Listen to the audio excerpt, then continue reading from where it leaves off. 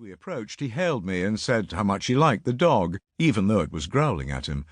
This greeting undammed a torrent of talk that moved between grand political conspiracy and the malign nature of society in general, before swerving swiftly and seamlessly to the beneficial health-giving properties of live yogurt, especially when mixed with turmeric and Chinese spices.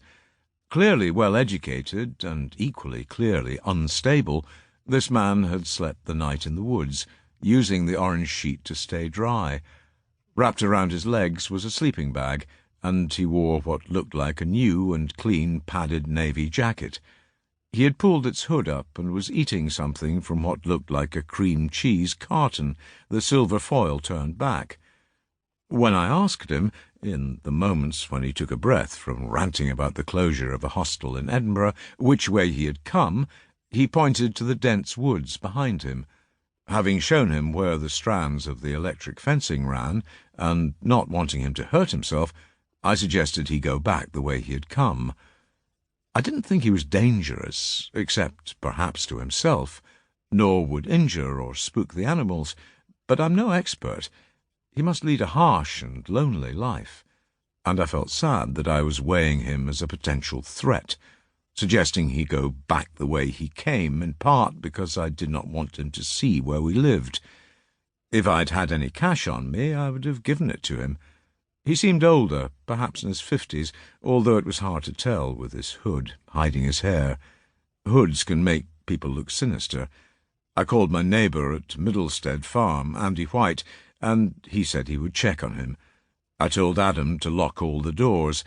If tonight is cold or wet, the man might seek some shelter.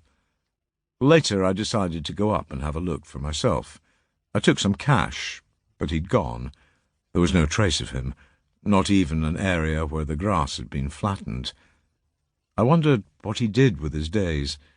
Perhaps the grim business of survival constantly occupied his thoughts and actions.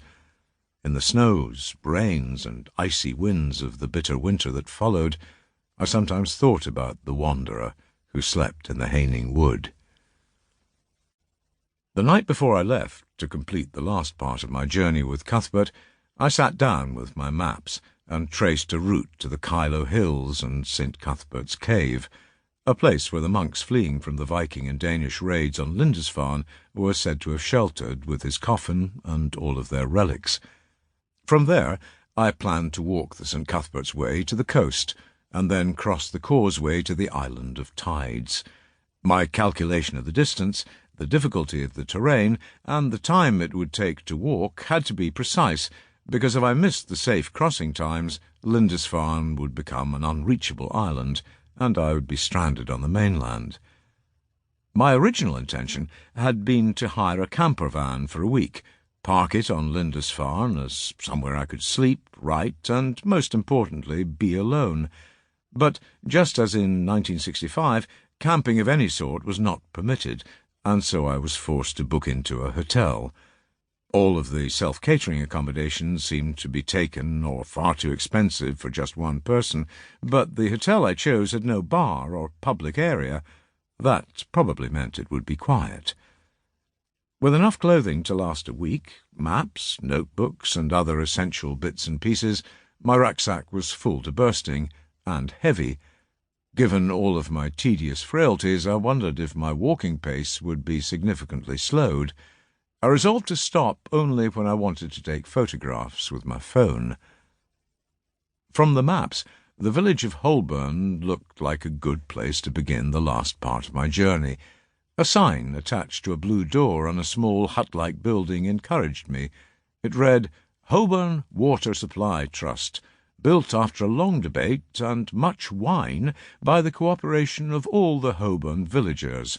Aqua vincit omnia, rusticemur et bibiamus, 1996. It made me smile.